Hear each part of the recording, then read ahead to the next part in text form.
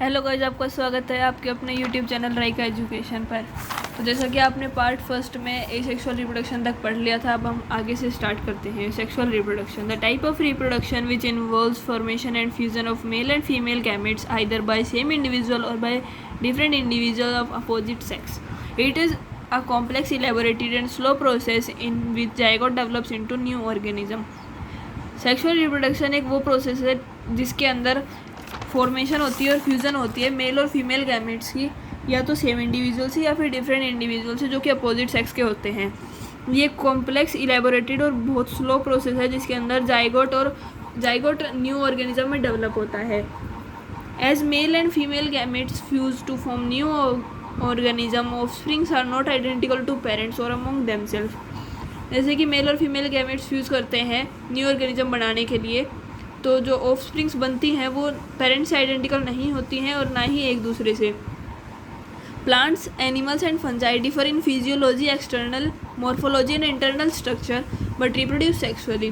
Plants, animals और fungi हैं वो तीनों एक दूसरे से फिजियोलॉजिकली, एक्सटर्नल मॉर्फोलॉजिकली और इंटरनल स्ट्रक्चर से बहुत डिफरेंट है, लेकिन वो सब रिप्रोड्यूस करते हैं सेक्सुअली।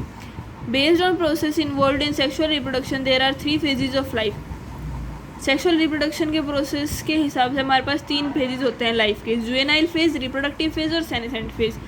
जुवेनाइल फेज को हम वेजिटेटिव फेज भी कहते हैं। Juvenile phase, the phase of life in which organism grow and mature to reach reproductive phase. During this phase body of organism undergo several hormonal and morphological changes. ये life का वो phase है जिसके अंदर organism grow करता है और mature होता है ताकि वो रिप्रोडक्टिव फेज तक पहुंच जाए। इस फेज़ के अंदर जो ऑर्गेनिज्म की बॉडी है उसके अंदर बहुत सारे हार्मोनल और मॉर्फोलॉजिकल चेंजेस आते हैं।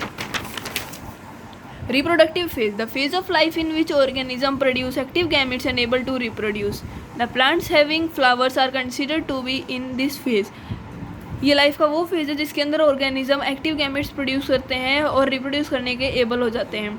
इसके अंदर वो प्लांट्स कंसीडर किए जाते हैं जिनके अंदर फ्लावर होते हैं। Senescent phase, the phase of life in which organisms stop producing gametes and metabolic activities slow down. ये लाइफ का वो फेज है जिसके अंदर ऑर्गेनिज्म गैमेट्स प्रोड्यूस करना बंद कर देता है, उनकी मेटाबॉलिक एक्टिविटीज़ कम हो जाती हैं। Based on type of reproductive behaviour, plants are of different types. Reproductive behaviour के हिसाब से हमारे पास 2 टाइप के प्लांट्स होते हैं, मोनोकार्पिक और polycarpic. Monocarpic plants, the plants which produce flowers and fruits only once in complete lifespan. Polycarpic plants, the plants which produce flowers and fruits many times during lifespan. Monocarpic plants वो plants होते हैं जो पूरी life span में सिर्फ एक बार ही fruits and flower produce करते हैं, जबकि पॉलीकार्पिक प्लांट्स वो प्लांट्स होते हैं जो पूरी लाइफ स्पेन में बहुत बार फ्लावर्स और फ्रूट्स प्रोड्यूस करते हैं। पॉलीकार्पिक के अंदर हमारे पास एग्जांपल मैंगो, नीम है, और मोनोकार्पिक के अंदर हमारे पास और सब पार्ट्स आ जाते हैं जैसे कि एनुअल प्लांट, बाइनियल प्लांट और पेरिनियल प्लांट। एनुअल प्लांट्स तो वो the plants which produce flowers and fruits in particular season of year and then die. Example mustard, maize, wheat, rice.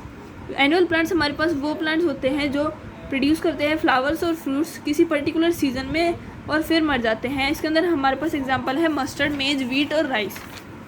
Biennial plants, the plants which show vegetative growth in first year and produce flowers, fruits in second year. Example carrot, radish. ये वो plants है जो vegetative growth दिखाते हैं first year में और produce करते हैं फ्लावर्स और फ्रूट सेकंड ईयर में। इसके अंदर हमारे पास एग्जांपल है कैरेट और रेडिश।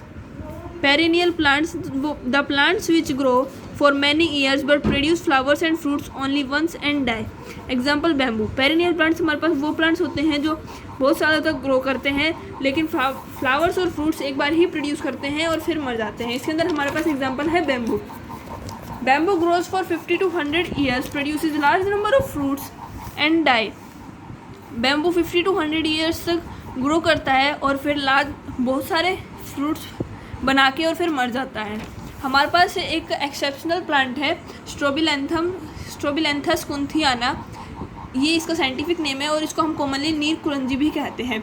ये प्लांट हमारे पास बहुत एक्सेप्शनल है क्योंकि ये एक एबनॉर्मल फंक्शनल दिखाता है फ्लावरिंग का, जिसके अंदर ये 12 ईयर में एक बार ही फ्लावर्स प्रोड्यूस करता है, फ्लावर्स और फ्रूट्स। तो ये हमें अच्छे से याद कर लेना है, ये हमारे पास MCQ में या बहुत बार पूछा जाता है। Another plant named Strobilanthes kunthiana neelkuranji shows abnormal flowering phenomena as it flowers once in 12 years, last time in October 2018. ये हमारे पास लास्ट टाइम 2018 अक्टूबर में देखा गया था.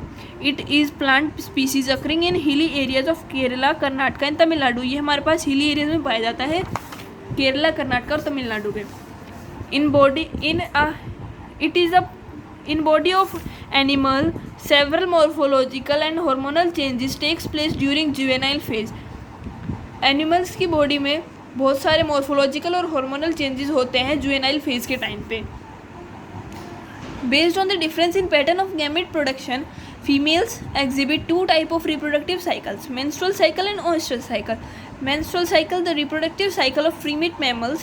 Females are reproductively active throughout the year, also called continuous breeders. Example: monkeys, apes, and humans. Oestrus cycle, reproductive cycle of non-primate mammals.